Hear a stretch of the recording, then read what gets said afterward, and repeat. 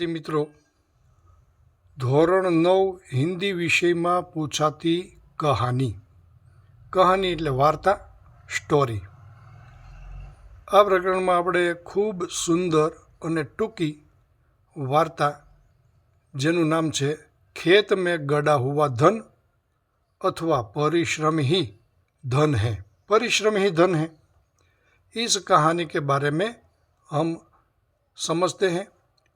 सुंदरपुर गांव में एक किसान रहता था. उसके 4 बेटे थे. वे सभी आलसी और निकम्मे थे. जब किसान बूढ़ा हुआ तो उसे बेटों की चिंता सताने लगी. एक बार किसान बहुत बीमार पड़ा. मृत्यु निकट देखकर उसने चारों बेटों को अपने पास बुलाया.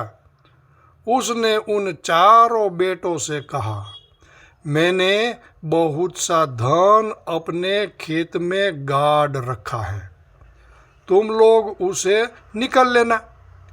इतना कहते कहते किसान के प्राण निकल गए.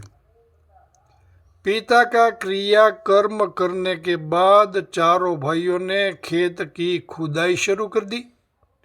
उन्होंने खेत का चप्पा चप्पा खोद डाला, पर उन्हें कहीं धन नहीं मिला. उन्होंने पिता को खूब कोसा. वर्षा ऋतु आने वाली ही थी. किसान के बेटों ने उस खेत में धान के बीज बो दिए. वर्षा का पानी पाकर पौधे खूब बढ़े. उन पर बड़ी बड़ी बालें लगी. उस साल खेत में धान की बहुत अच्छी फसल हुई. चारों भाई बहुत खुश हुए. अब पिता की बात का सही अर्थ उनकी समझ में आ गया.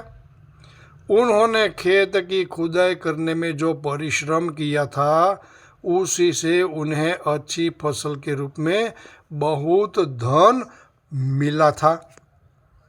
इस प्रकार श्रम का महत्व समझने पर चारों भाई मन लगाकर खेती करने लगे.